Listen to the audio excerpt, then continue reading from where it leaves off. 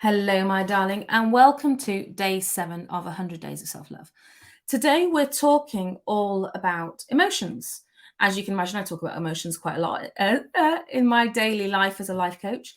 But I want to talk to you today about one specific part of emotions and to do with self-love, and that is that all emotions are okay. We tend to feel like this is a good emotion. We label this as a good emotion, this is a bad emotion. And if we're feeling too many bad emotions, then there must be something wrong with us. And we kind of beat ourselves up and we're like, oh, you're grumpy again, or, you've got an anger problem, or we take on board what other people think are good emotions and bad emotions as well. So one of the important things to realize is that all emotions are okay. Genuinely, all emotions are okay because they're an information system. They're telling you that this is a problem, this is too much for you, this is overwhelming, this is happiness, this is joy, this is whatever it is, but they're telling you what's going on. They're giving you information about how you feel about things. That's all it is. The emotion itself doesn't hurt you. Does that make sense? Like, the emotion themselves is not the problem. You just have to decide one of two things. Do I want more of this emotion? Do I want to breathe into this emotion? Do I want to feel it more and more? Or do I want less of this emotion? Is this just something I need to avoid? I don't like this feeling. I don't want this to continue. And therefore, if you decide I don't want more of it, it's not that it's a bad emotion, because it's just an emotion. It's information about what's going on. But if I don't enjoy feeling like that, I don't want more of it, then the question is, what are you going to do about it? Because no one's coming. I say this all the time, and I really sound mean. I feel like I sound mean when I say it, but no one's coming along to rescue you. You are going to sort it. So if you can understand that no emotions are bad, it's just an information system. Okay, I don't want to feel this emotion anymore. This one I like, I'm going to breathe into, I'm going to do more of whatever it is that's creating that emotion for me. That one I love, happiness, joy, gratitude, whatever it is. If I enjoy it, I want more of it, I'm going to breathe into it. I'm going to explore it even further. This emotion I don't like. I'm my own knight in shining armor. I'm the one that's coming to sort this out. So what do I need to do to change my internal state? Now, there's different ways to change our internal state. One of the least effective ways is to numb ourselves. And numbing can be anything from alcohol to binge watching TV to scrolling through endless social media, to eating food when we're not hungry.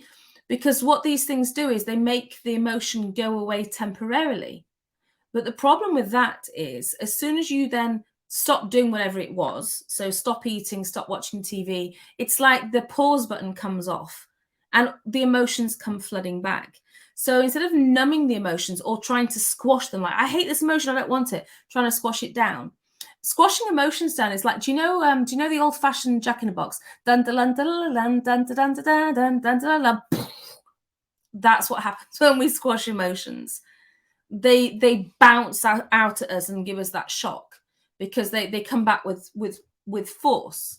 So instead, we need to think, well, what do I need to do? So for example, if you're feeling depressed, you've got a very low mood, and you're feeling really down and just dejected.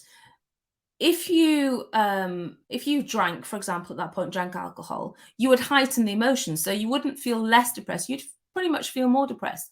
But if, however, you did something like went for a walk, and I know people always go, really, a walk, Grosvenor? But yes, a walk, because if you can understand that our motion creates our emotions. So if we're sitting in the house and we're playing small and we're cuddled up under the on the sofa with a blanket, and we're getting smaller and smaller and smaller, that impacts, that heightens that feeling of low mood. If you get out into the open air, look at that beautiful expanse of sky, and it changes your perspective. Plus, obviously, dopamine, endorphins, everything, all the other beautiful hormones that get released, neurotransmitters, when we are exercising, which are feel-good hormones, right? So it's thinking, okay, I'm feeling frazzled, overwhelmed, or I'm feeling just like, oh, I can't take any more. Well, what makes you feel calm? Because again, it's not pushing the emotion away. It's saying, what does this what do I need to do to change my internal state away from this emotion, because I'm not enjoying it.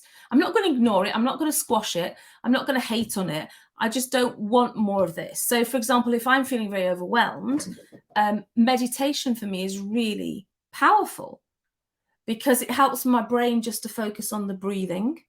It helps me to just concentrate on one thing. And that what if kind of spiral calms down for me. If I'm feeling like I've used up, so I'm an extroverted introvert. I love to be on stage. I love to talk to everybody. I love to do all the kind of stuff like that. But um, I don't socialize very much because it drains my battery. So when I feel like my battery is really low, like I've been completely drained with lots of social interactions, for me, the best thing to do is to have a really long bath, because being in water soothes those frazzled edges for me. So what I want you to do, my darling, is ask yourself, next time you're feeling some kind of way, which might be in the next 10 minutes, it might be tomorrow morning, but next time you're feeling some kind of way, just say to yourself, okay, this is what I'm feeling. Love what is. Don't push it away. Don't try and hide it. Love what it is. And say to yourself, okay, I am feeling whichever emotion, and it's okay. Ask yourself, do I want more of this or less of it? If you want more of it, what can I do to heighten this? What can I do to breathe into it? If you want less of it, okay, what do I need to do to change my internal state? So, for example, if your mood is not like depressive low, but you're just feeling a bit tired, whack some kind of tunes on. You know, those tunes that you have to dance to, that you have to sing to, like you have to, you can't sit still. Create a playlist. I usually call it my sassy playlist because, I have to move and sing to it. That will change your internal state. So it's about recognizing, knowing that you are the one that changes things. No one else makes you unhappy or happy. That's a whole other video. But you can change your internal state, and it's figuring out, what do you need to do? And that's a beautiful form and expression of self-love. Okay? Because knowing that you can change your internal state and not pushing emotions away and not giving yourself even a hard time because of your emotions. Don't let anybody tell you you're overly emotional. No. I feel emotions and they're okay. But you can change your internal state if the emotion that you're feeling isn't one that you want to continue. Okay? I hope that helps. I hope you're loving the 100 Days of Self-Love. Tune in tomorrow for day 8. As always, if you'd like to register for any emails or accompanying worksheets for this series, you can go to www.100daysofselflovechallenge.com. I'll put the link below this video. And if you'd like to know anything else about my coaching programs, Feed Your Fairy, my new book that's coming out, etc., you can go to www.kategrosvenor.com. Any questions, feel free to ask. And also, I'd love to see how you're getting along. So if you put any posts on your social and you want to share what you're doing to love yourself that little bit more, tag me in it, because I'd love to celebrate along with you too.